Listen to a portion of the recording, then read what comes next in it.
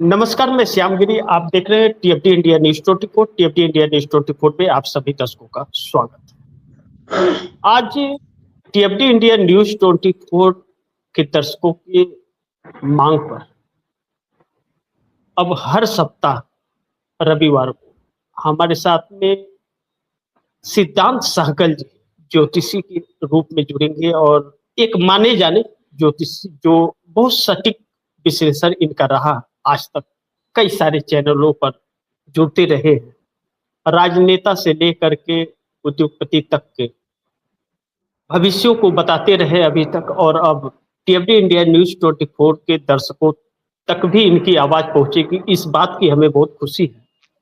लेकिन इस वक्त जो परिस्थितियां हैं देश की बड़ी नाजुक है। किसी ने कल्पना नहीं की थी कि ऐसा होगा। जो बच्चे हमारे कल के भविष्य हैं हमारे देश के, इनको एक उम्मीद थी कि एक अच्छी सरकार देश में आएगी जो 2 करोड़ लोगों को रोजगार देगी, बढ़ चढ़ करके हिस्सा लिया।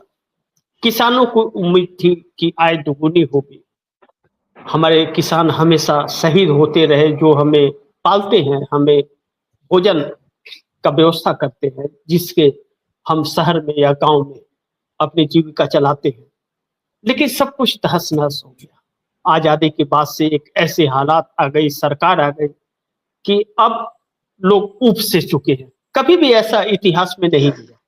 हम लोगों ने वह छोटे कार्यकाल भी देखे, इंद्र कुमार गुजराल, देवी गौड़ा, बीपी सिंह, चंद्रशेखर सिंह के कार्यकाल को। वैसा ही वक्त इस बार फिर आया हुआ है। मध्यवर्ती चुनाव का जैसे लग रहा है कि दस्तक दे रहा है मध्यवर्ती चुनाव, जिस पर चर्चा करेंगे। इसलिए यह बातें करनी पड़ रही है और यह समझने की जो कोशिश करनी पड़ रही है कि इस वक्त जो सरकार है, जो 2 लोगों के कंट्रोल में था, मोदी और शाह के, कंट्रोल खत्म हो रहा है इन लोगों का और हर जगह बगावत हो रही है। हमारे देश के प्रधानमंत्री जहां भी विदेश से यात्रा कर रहे हैं, इतिहास में आज तक के सबसे ज्यादा विदेश दौरा करने वाले प्रधानमंत्री बन गए। लेकिन हर जगह बेइज्जती भारत की होती है, रैंकिंग में गिर रही है। भारत आईएमएफ की रिपोर्ट में नंबर सी ग्रेड में आ चुका है। विश्लेषण राजनीतिक विशेषज्ञ भी करते जा रहे हैं, ज्योतिषी भी बहुत कुछ बताते जा रहे हैं। लेकिन मोदी शाह का कंट्रोल पार्टी से खत्म हो रहा है। ऐसा होने का कारण क्या है और ज्योतिषी के अनुसार ऐसे कारणों पर परिणाम क्या निकलते हैं ग्रहों के मुताबिक, और क्या मध्यवर्ती चुनाव के आसार हमारे देश में फिर एक बार इंद्र कुमार गुजराल, देवी गौड़ा और बीपी सिंह, चंद्रशेखर सिंह वाली स्थिति आ गई है। यह सब कुछ जानने के लिए हमारे साथ सिद्धांत सहगल जी है। सर, आपका बहुत बहुत स्वागत है। आज आप हमारे कार्यक्रम में आए और हमारे दर्शकों के लिए आप तैयार हुए, यह हमारे लिए बहुत खुशी की बात है। तो सहगल जी, मैं अब अपना वो करूंगा। आपने सारा इंट्रोडक्शन सुन लिया कि, और आपने इस पे एक कार्यक्रम किया था सर, आपने अपने चैनल पे इसे डाला भी था। हमने उसे देखा और मैं अपने दर्शकों को साफ बता दूं कि सिद्धांत सहगल जी के उस कार्यक्रम को अगर इनकी इजाजत होगी तो मैं आप दर्शकों के लिए उसका लिंक भी डालूंगा। आप दर्शक देखिएगा। इन्होंने जो उस कंटेंट में कहा है उसको लेकर के हमने 3-4 ज्योतिषी से भी चर्चा की उसके बारे में, जिसको लेकर के बहुत कोशिश करके, बहुत कुछ दिखा करके उनसे ग्रहों की चाल कैसे होती है यह समझने की कोशिश की। क्या सिद्धांत सहगल कि यह बातें सच हो रही है? क्या ग्रह ऐसा बता रहे हैं? सबने अपनी सहमति 85% दिखाई। 4 से 5 लोगों से हमने बात की। उसके बाद हमने सिद्धांत सहगल जी से समय मांगा और मैंने रिक्वेस्ट किया कि सर आप हमारे चैनल में आइए। चूंकि न्यूज टाइम पर दिनेश के बोरा जी, जो हमारे बहुत ही, मतलब मैं जिसे अपना गुरु समझता हूँ, मुलाकात तो कभी नहीं हुई, बात नहीं हुई, लेकिन उनके कार्यक्रमों को जो हम लोग सराहते हैं और देखते हैं, तो हमने सिद्धांत सहगल जी का नंबर निकाला और आपसे संपर्क किया। इसके लिए बहुत बहुत धन्यवाद सर, और मैं चाहूंगा कि इस पर आप अपने राय जरूर रखें जनता के लिए। जी सर। जी सर, मैं सबसे पहले एक डिस्क्लेमर बड़ा छोटा सा देना चाहता हूं। वो जरूरी है मेरे को डिस्क्लेमर देना, वो इसलिए कि मैं ज्योतिषी गणना करता हूं, दर्शकों के लिए कह रहा हूं ये मैं बात, कि मैं ज्योतिषी गणना करता हूं, मुझे जो दिखता है ज्योतिषीय गणना के अनुसार, ग्रहों सितारों की चाल के अनुसार, वो मैं आप तक पहुंचाने की कोशिश करता हूं। और सबसे पहले मैं ये बता देना चाहता हूं कि 2019 में जब मोदी जी दूसरी बार प्रधानमंत्री बने थे, शायद मई 2019 में, कि जून 2019 में, मई जून यही समय होगा, तो मैंने 6 महीने पहले, बिफोर 6 मंथ, चुनावों के नतीजे और दूसरी बार मोदी जी के प्रधानमंत्री की मसनद पर बैठने का जो फलादेश था, वो मैंने 6 महीने पहले 18 नवंबर 2018 को प्रेडिक्ट कर दिया था। 6 महीने पहले। ये मैं इसलिए बोल रहा हूं, 2 कारण से बोल रहा हूं। पहला कारण तो ये है कि मैं हवा देखकर फलादेश नहीं करता। जिधर हवा बह रही है उधर मैंने प्रेडिक्शन डाल दिया अपना। और दूसरा, मैं ना किसी के पक्ष में हूं ना किसी के विपक्ष में हूं। एक ज्योतिषीय गणना मैं आप लोगों के सामने रखता हूं। तो 2018 को, नवंबर 2018 को, 18 ही तारीख थी, 18 नवंबर की, मोदी जी दूसरी बार प्रधानमंत्री बनने जा रहे हैं। बिल्कुल स्पष्ट शब्दों में मैंने कह दिया था। वो वीडियो अभी भी मेरे YouTube चैनल पर पड़ा हुआ है। हालांकि 2014 में भी ये प्रधानमंत्री बनेंगे मैंने कहा था, लेकिन वो वीडियो मैंने उस वक्त नहीं बनाया था। उस वक्त मैं वीडियो कम बनाता था। तो इससे मैं समझता हूं कि दर्शकों को ये क्लियर हो जाना चाहिए कि मुझे कुंडली में जो दिखता है उस हिसाब से बोलता हूं। फिर 2024 के चुनावों के समय मैंने जो भविष्यवाणी की थी कि यूपी में 40 सीटें मिलेंगी और एंटायर इंडिया, पूरा भारतवर्ष, 99% मेरे हम पेशा 400, 428, 400 पार और 428 सीटों की गणना उठाकर दे रहे थे दर्शकों को। उस वक्त मैंने ये फलादेश किया था कि 400 पार तो नहीं ही होगा, पूर्ण बहुमत मिलने में भी संशय है। ये वीडियो मेरे पड़े हुए हैं कि पूर्ण बहुमत मिलने में भी संशय है। भारतीय जनता पार्टी 220 से 230 सीटों पे रुक जाएगी और कांग्रेस 100 सीटों पे रुक जाएगी। कांग्रेस को 100 सीटें मिलेगी। तो मेरे को उस प्रोग्राम में एंकर ने पूछा था कि इसका मतलब तो बीजेपी सरकार बनाएगी। मैंने कहा सबसे बड़ी पार्टी बनकर उभरेगी बीजेपी और सरकार बीजेपी बनाएगी। तो ये मैं इसलिए एग्जांपल दे रहा हूं आज, चूंकि मैं आपके चैनल पे, आपके चैनल के थ्रू आपके दर्शकों के सामने पहली बार आ रहा हूं, इसलिए वो मेरे इंट्रो को मेरे मुंह से समझ लें कि मैं एक्चुअली किस लाइन ऑफ वे से फलादेश करता हूं। हाँ, मुझे एक चीज, आपकी इजाजत से एक चीज और मैं अपने दर्शकों को बताना चाहूंगा कि नितिन गडकरी जो सड़क एवं परिवहन मंत्री हैं, वो खुद ब्राह्मण हैं, लेकिन हमारे सिद्धांत सहगल जी से, वह भी, उनसे भी सिद्धांत सहगल जी मिलते हैं उनसे, और वह बुलाते हैं सिद्धांत सहगल जी को अपनी भविष्य देखने के लिए। यह बड़ी खुशी की बात है। और इसके बहुत सारे प्रूफ पड़े हुए हैं। नहीं सर, वो तो खैर बड़ी पर्सनल बात थी। आप पहले मेरे से पूछते तो मैं मना कर देता, आप कि पर्सनल जो भी संपर्क किससे क्या है वो ना बताएं यहाँ। ठीक है, ये मेरी रिक्वेस्ट है। मैं जो अपनी बात रखना चाहता हूं वो मैं पहले ये साफ कर दिया कि मैं जो भी बता रहा हूं ग्रहों की गणना के अनुसार बता रहा हूं। लोग अपने अपने मर्जी से, अपने अपने हिसाब से उन चीजों को रिसीव करते हैं। तो 2024 में जब भारतीय जनता पार्टी पूर्ण बहुमत प्राप्त नहीं कर पाई, तो मैंने देन एंड देयर उसी वक्त 1 महीने के अंदर ही शायद मैंने ये प्रेडिक्ट कर दिया था कि भारतीय जनता पार्टी का ये तीसरा टर्म जो है ये पूरा होता नहीं लगता और मध्यावधि चुनाव की आशंकाएं हैं। क्योंकि उस वक्त की जो ओथ टेकिंग कुंडली हमने ली थी, जो मैंने देखी थी, जो चुनाव की ओथ टेकिंग कुंडली थी, मतलब 9 जून 2024 को रात 7:25 पर शपथ ली गई थी और शनि की महादशा थी उस वक्त, जनवरी 2025 में। सॉरी, शनि की महादशा जनवरी 2025 से शुरू हो गई। शपथ ली थी बृहस्पति में राहु की अंतरदशा पे, और उसके बाद जनवरी 2025 से शनि की जो महादशा शुरू हो गई, ये मैं शपथ ग्रहण की कुंडली के अनुसार बता रहा हूं। शनि जो है जुपिटर के यानी बृहस्पति के नक्षत्र में है, और बृहस्पति टॉरस में, वृष राशि में 6ठे भाव में बैठा हुआ है, शत्रु भाव में। तो आप लोग अगर थोड़ा ध्यान दें, अगर सीरियसली अगर चीजों की न्यूज को देखें और चलती हुई स्थिति को देखें, तो 2025 में जनवरी में 2025 से जब शनि की महादशा शुरू हो गई, उस वक्त से भारतीय जनता पार्टी का ये थर्ड टर्म डगमगाने लगा था। यानी पार्टी में और एनडीए में आपस में कई तरह की बातें, कई तरह की चीजें उभर कर सामने आ गई थी। तो शनि की जो अंतर्दशा है ये भारतीय जनता पार्टी के समर्थन में नहीं है, और ये शनि की अंतर्दशा शपथ ग्रहण की कुंडली की चल रही है जनवरी 2028 तक। और शनि में जब बृहस्पति का प्रत्यांतर आएगा अगस्त 2027 को, मैं मैक्सिमम समझ रहा हूं कि अगस्त 2027 तक मिड टर्म इलेक्शन हो जाने के चांसेस सबसे ज्यादा है। क्यों है इसको थोड़ा और क्लियर कर रहा हूं मैं।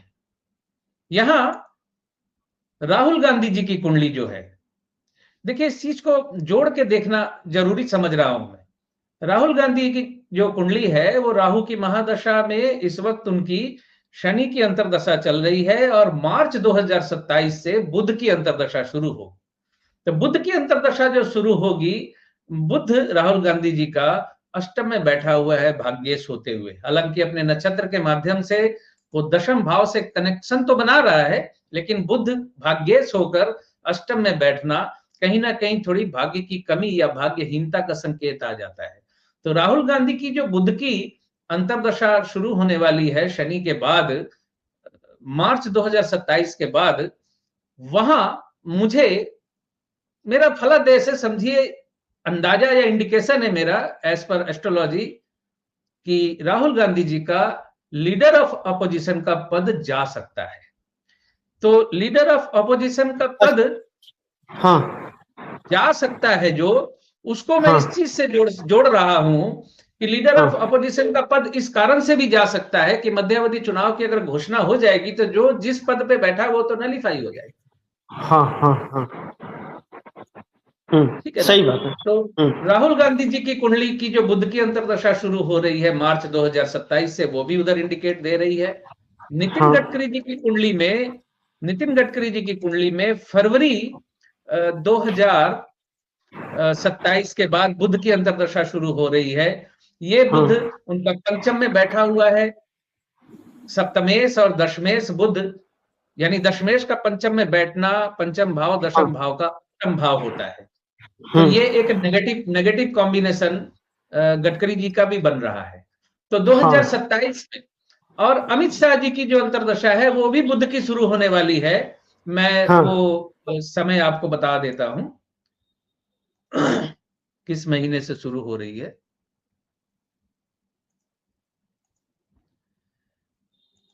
अमित शाह जी की बुध की अंतर्दशा 24 जुलाई 2026 से शुरू हो रही है, जो अक्टूबर 2028 तक चलेगी।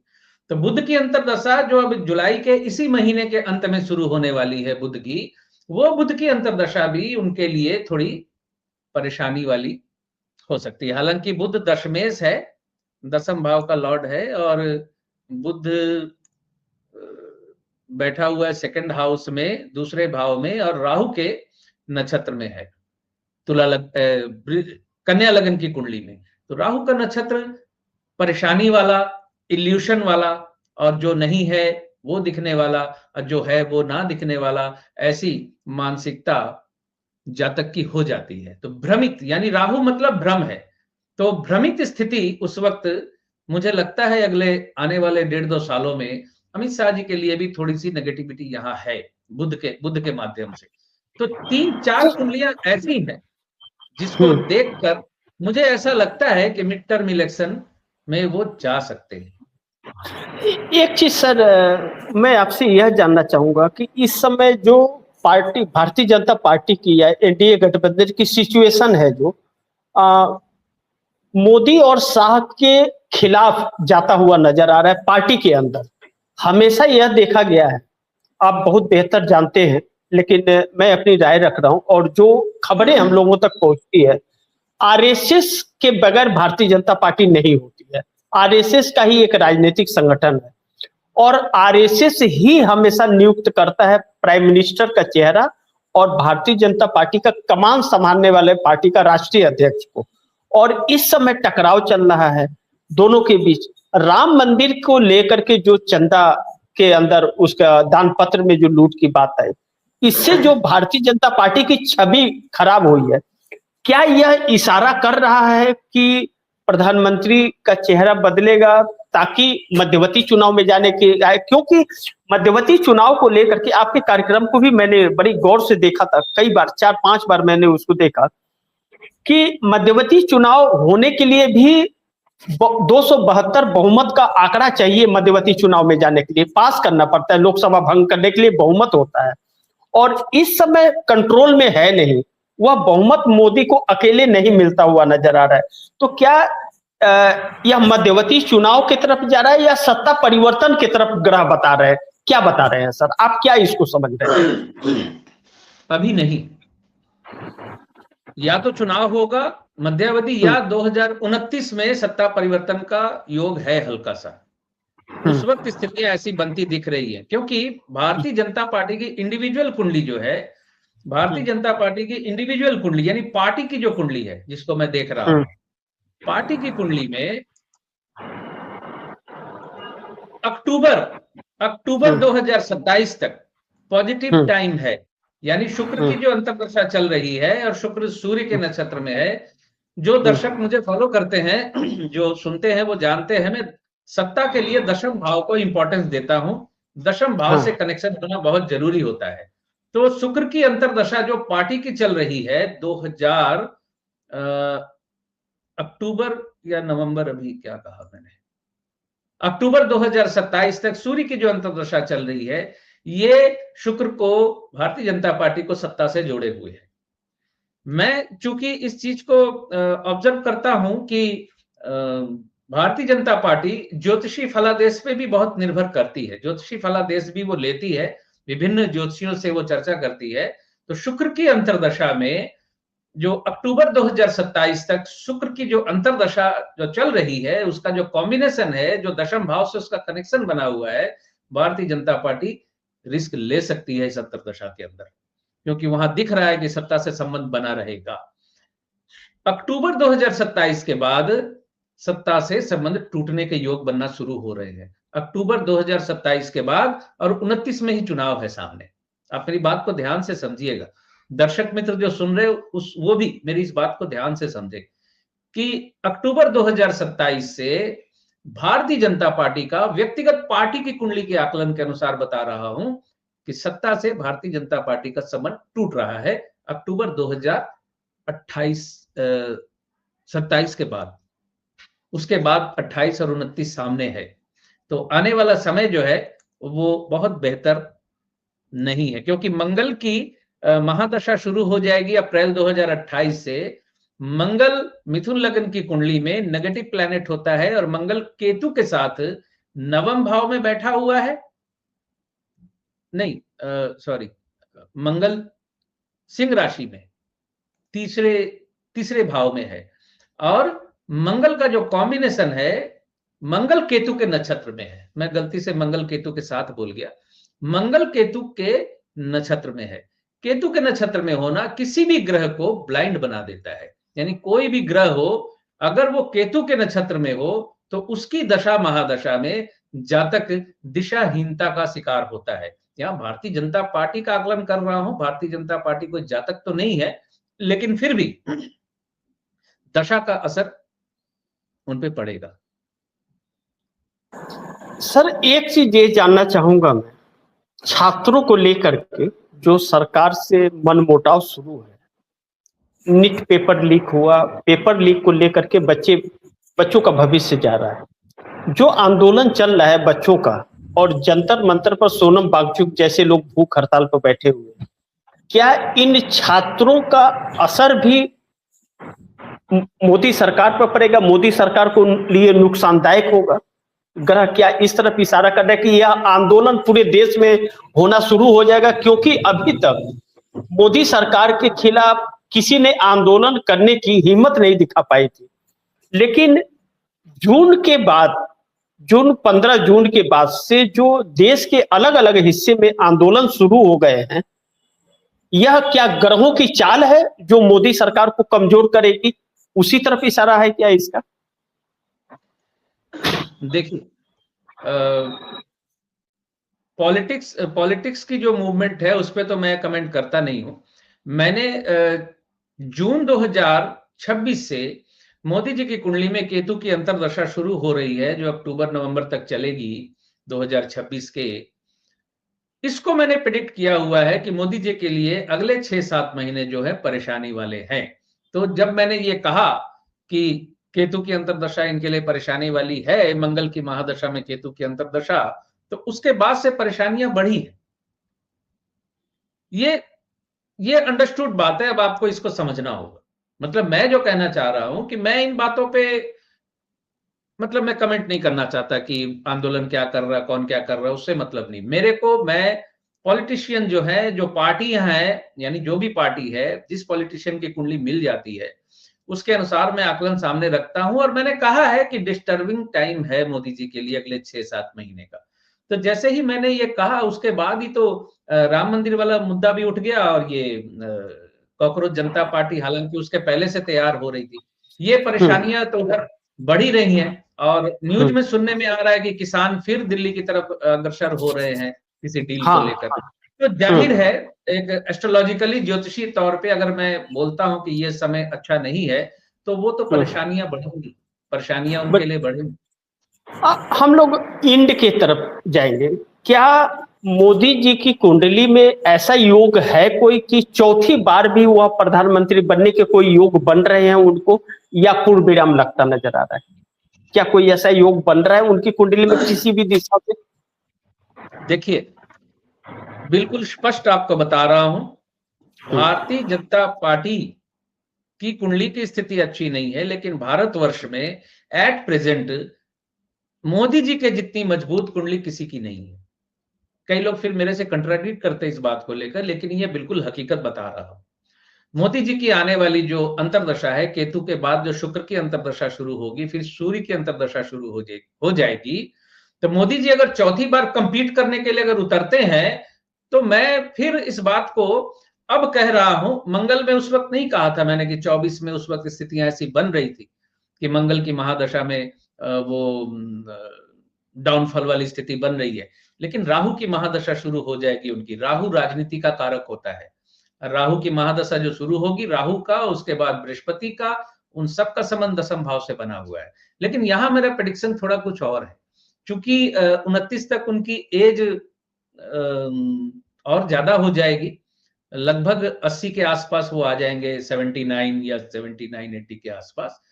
मेरा उसके पहले ये फलादेश है, आप चाहे तो फिर दोबारा इस पे चर्चा कर सकते हैं अगले प्रोग्राम में। मोदी जी 2027 में राष्ट्रपति पद की तरफ बढ़ सकते हैं, क्योंकि शुक्र की अंतर्दशा जो उनकी शुरू होने वाली है, शुक्र की अंतर्दशा वापस उनको सत्ता से और एडमिनिस्ट्रेशन से, पावर से जोड़ रही है। इसमें कोई संदेह नहीं, ये बड़ा क्लियर बता रहा हूं आपको। मोदी जी की कुंडली के अगले 6 महीने ज्यादा परेशानी वाले हैं। अगले 6 महीने बाद वो उनकी कुंडली फिर उनके पॉजिटिव में आ जाएगी। लेकिन यहां समझने वाली बात जो है, सिर्फ अकेले उनकी कुंडली तो नहीं खींच लेगी सब कुछ। भारतीय जनता पार्टी की जो अंतर्दशा है वो फेवर में नहीं है। आने वाले मंगल की महादशा में भी फेवर में नहीं है। विभिन्न ओथ टेकिंग जो कुंडली है, शपथ ग्रहण की कुंडली जो है, वो फेवर में नहीं है। और विभिन्न जो सर्कमस्टेंसेस चारों तरफ बन रहे हैं, वो उनके फेवर में नहीं है। कांग्रेस की जो शनि की महादशा शुरू हो गई है, कांग्रेस इस शनि की महादशा में रिवाइव करेगी। ये भी एक पॉइंट है। आप समझिए, एक भारतवर्ष, इतने बड़े देश के चुनावों और उनके बारे में मैं प्रेडिक्ट कर रहा हूं, तो मैं सिर्फ एक व्यक्ति की कुंडली को लेकर तो प्रेडिक्ट नहीं कर सकता। कांग्रेस के रिवाइव होने के चांसेस बढ़ रहे हैं, और 2029 से 2039 तक प्रियंका गांधी का समय बहुत मजबूत आने वाला है। लेकिन आप इंडिविजुअल मोदी जी के बारे में पूछेंगे तो मोदी जी की कुंडली स्ट्रांग है फिर 2026 के नवंबर दिसंबर या 27-28 के बाद। 27-28 मतलब 2027 मार्च अप्रैल के बाद। तो उनकी प्रबल संभावना राष्ट्रपति बनने की तरफ बढ़ रही है। और मैं बड़ा क्लियर बोलूं आपको, मैं पहला आदमी हूं जिसने 1 साल पहले ये वीडियो डाला था कि मोदी जी राष्ट्रपति बन सकते हैं, 1 वर्ष पहले।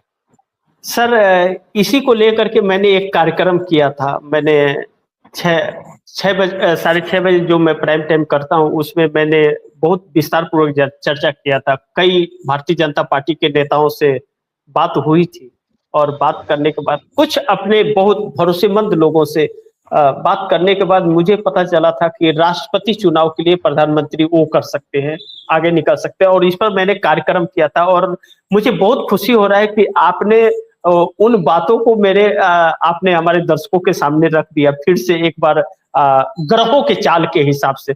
यह बात तो सच है और मैं आपका बहुत शुक्रगुजार हूं कि आपने वह चीजें बता दी हमारे दर्शकों के लिए कि जो ग्रहों की चाल होती है ना, हर एक इंसान के जीवन से जुड़ी होती है। आने का तारीख तो लोगों को पता होता है, लेकिन जाने का दिन और समय नहीं पता होता। वह अगर पता कोई कर सकता है तो वह ज्योतिषी है। जो भगवान को पता होता है वह ज्योतिषी ही बता सकते हैं ग्रहों और दिशाओं के चाल से। लेकिन एक बड़ी महत्वपूर्ण यह है कि आपने जो खुलासे किए हैं अभी, मोदी जी की वाकई उनकी कुंडली तो बहुत जबरदस्त है, ग्रह उनके बहुत साथ देते हैं, नहीं तो कोई भी नेता इतने दिन प्रधानमंत्री नहीं रह सकता। जब रिपोर्ट आते हैं, सी वोटर के सर्वे आए कि 86.8% जनता मोदी जी के खिलाफ है। 3-4 दिन से लगातार यह खबर चल रही है, सोशल मीडिया पे छाया हुआ है, टीवी चैनलों पर चल रहा है। उसके बाद भी मोदी जी अगर बने हुए हैं तो यह ग्रहों की चाल ही है और इसके अलावा तो और कोई सपोर्ट नहीं हो सकता। ग्रह ही भगवान ही कर सकते हैं और आपने इसको सब कुछ उजागर कर दिया। लेकिन राहुल गांधी, कांग्रेस का सरवाइव होना, यह जो आप कह के एक उम्मीद की किरण कांग्रेस के लिए भी है। लेकिन मैं आपके उन बातों पर बहुत गौर कर रहा था अभी जब आप कह रहे थे कि लीडर ऑफ अपोजिशन की सदस्यता राहुल गांधी की जा सकती है। राहुल गांधी की एक बार सांसदी गई और इस बार लीडर ऑफ अपोजिशन को लेकर के चाल और ग्रह बता रहे हैं। इसका मतलब कि मध्यवर्ती चुनाव की तरफ आहट है और कोई ऐसा राजनीतिक घटनाक्रम मुझे नहीं लग रहा है जिससे लीडर ऑफ अपोजिशन का पद छीन जाए, क्योंकि 99 आधिकारिक तौर पर सांसद है तो लीडर ऑफ अपोजिशन आधिकारिक है। लेकिन यही एक वजह हो सकता है सहिष्णुता जाने का कि मध्यवर्ती चुनाव की तरफ देश आगे बढ़ रहा है। आपने आंखें खोल दी हैं और अगले कार्यक्रम में भी हम लोग इस पर चर्चा करेंगे, किसी और टॉपिक पर चर्चा करेंगे। लेकिन मैं अपने टीएफडी इंडिया न्यूज 24 के दर्शकों को कहना चाहूंगा कि आप सिद्धांत सहगल जी के चैनल पर भी आप लोग जाएंगे तो उस पर बहुत कुछ देखने को आप लोगों को मिलेगा, हर चीज से जुड़ी हुई। आप लोग अपने बारे में कुछ जानना चाहते हैं तो उस पर कांटेक्ट सिद्धांत सहगल जी से कर पाएंगे। उस पर बहुत सारे डिटेल दिए हुए हैं, वहां अबाउट अस में जाकर के आप लोग देखिएगा। और आप लोग एक बार सिद्धांत सहगल जी से जुड़ करके और अपना भविष्य दिखा करके देखिए। अगर आपके दिन न बदले तो आप फिर बताइएगा। मैं बहुत विश्वास के साथ, मैं अपने चैनल पर किसी को मौका नहीं देता हूं, किसी को लाता नहीं हूं। अगर मेरा विश्वास उस इंसान में न हो उसे मैं आमंत्रित नहीं करता हूं। आज तक का मेरा रिकॉर्ड रहा है और सालों से मैं अपने बोलने के लिए जाने जाता हूं। मैं बिल्कुल आलोचक हूं, किसी भी सरकार का पक्षधर नहीं हूं, ना तो किसी नेता का, ना तो किसी राजनीतिक दल का, ना तो किसी प्राइवेट का। हमारे चैनल पर कोई ऐड नहीं चलता है, मैं ऐड के लिए जगह किसी को नहीं देता हूं। मैं सिर्फ खबर करता हूं और सच के साथ रहता हूं। और आज सिद्धांत सहगल जी, आपको सैल्यूट करता हूं कि आपने हमारी बातों को रखा और आपने मौका दिया हमारे दर्शकों के लिए, यह खुशी की बात है। अब आप कुछ कहना चाह रहे हैं सर? कुछ कहना चाह रहे थे आप? नहीं, बस मैं और कुछ नहीं कहना चाहता। आज का तो बहुत बहुत धन्यवाद सर। क्या ना कि अगले कार्यक्रम के लिए फिर जुड़ेंगे हम लोग अगले हफ्ता। और मैं दर्शकों को बताऊं कि हर रविवार 3:30 बजे सहगल जी का यह कार्यक्रम आप लोग जरूर देखिए। कैसा लगा आपको, क्या सब सोच रहे हैं आप, आपकी क्या राय है, सुझाव है, कमेंट बॉक्स में जरूर दीजिएगा। सहगल जी भी उसे देखते रहेंगे, मैं भी देखूंगा। आपकी राय बहुत जरूरी होती है, इसके लिए आप सभी का धन्यवाद और आपका बहुत बहुत शुक्रिया और धन्यवाद सहगल जी। आप हमारे कार्यक्रम में जुड़े और हमारी बातों को आपने लाज रख दिया, इसके लिए फिर से एक बार आपको सैल्यूट। Thank you sir.